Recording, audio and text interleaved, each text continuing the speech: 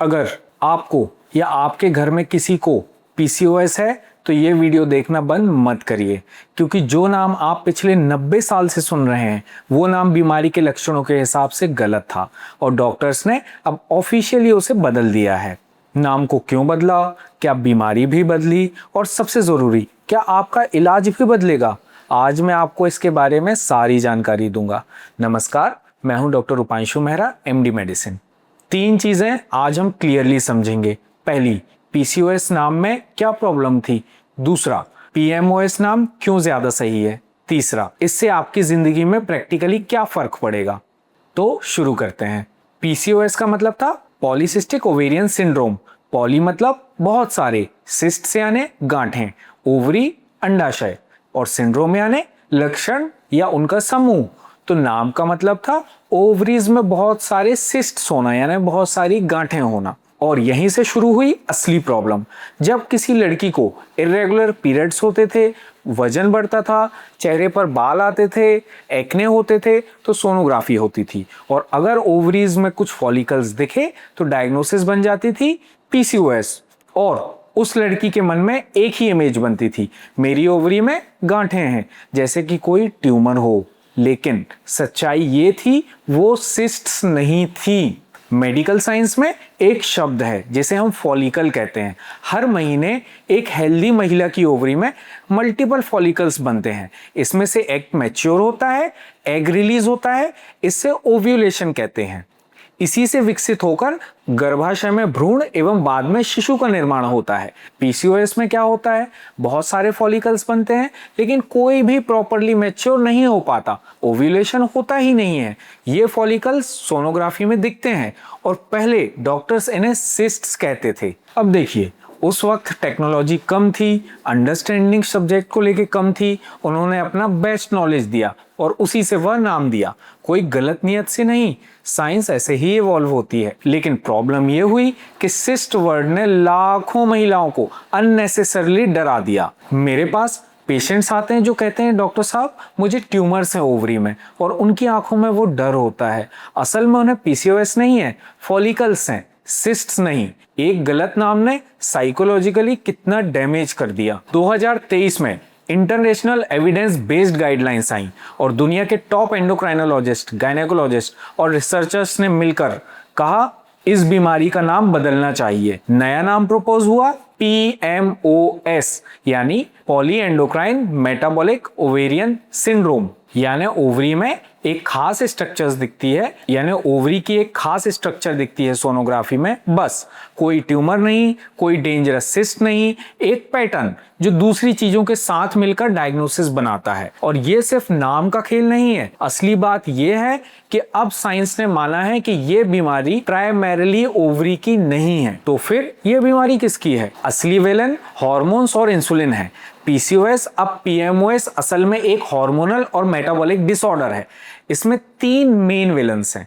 पहला villain insulin resistance. आपकी body insulin बनाती तो है लेकिन सेल्स उसे उपयोग नहीं कर पाते हैं, तो बॉडी और ज्यादा इंसुलिन बनाती है और ये एक्स्ट्रा इंसुलिन जाकर ओवरी को सिग्नल देता है कि और एंड्रोजेंस बनाओ। एंड्रोजेंस क्या होते हैं? एंड्रोजेंस यानी मेल हार्मोन्स, यानी पुरुषों में जो हार्मोन्स होते हैं उसे हम एंड्रोजन कहते हैं, जो नॉर्मली हर महिला में थोड़ी थोड़ी मात्रा में पाए जाते हैं। लेकिन पीएमओएस में ये एंड्रोजेंस बढ़ जाते हैं। दूसरा विलन है एंड्रोजेंस का बढ़ना, इसलिए चेहरे पर बाल आना, एक्ने होना, बाल झड़ना, ओव्यूलेशन रुक जाना। तीसरा विलन है chronic low grade inflammation. Body में एक साइलेंट आग जलती रहती है जो हार्मोन्स को और डिस्टर्ब करती है। अब सोचिए, अगर रूट कॉज इंसुलिन रेजिस्टेंस है तो सिर्फ पीरियड्स की दवाई लेने से क्या होगा? पीरियड्स आ जाएंगे कुछ समय के लिए लेकिन रूट कॉज वही रहेगा। इसीलिए पीएमओएस का नाम बदलना जरूरी था ताकि ट्रीटमेंट की सोच भी बदले। मैं यहाँ एक बात कहना चाहता हूँ उन सभी महिलाओं से जो पीएमओएस से जूझ रही हैं। आपको बताया गया होगा बस थोड़ा वेट कम करो, एक्सरसाइज करो, खाना कम करो, ठीक हो जाएगा, और आपने ट्राई भी किया होगा फिर भी वेट नहीं गया, फिर भी पीरियड्स इरेगुलर ही रहे। इसमें आपकी कोई गलती नहीं है। जब बॉडी में इंसुलिन रेजिस्टेंस हो तो वेट लॉस करना दूसरों से 3-4 गुना मुश्किल हो जाता है। ये आपकी विल पावर की कमी नहीं है, ये एक बायोलॉजिकल रियलिटी है। PMOS एक रियल मेडिकल कंडीशन है, इसे सीरियसली लेना ज़रूरी है और इसलिए सही डायग्नोसिस, सही डॉक्टर और सही अप्रोच, तीनों चीज़ें ज़रूरी हैं। अब बात करते हैं कि हम प्रैक्टिकली क्या कर सकते हैं। तो नंबर 1, डायग्नोसिस सही हो। पहले तो PMOS की डायग्नोसिस सिर्फ सोनोग्राफी से नहीं होती, अब ब्लड टेस्ट्स कराना जरूरी है, जैसे fasting insulin, testosterone, LH and FSH ratio, thyroid का टेस्ट, क्योंकि थायराइड और PMOS अक्सर साथ साथ आते हैं।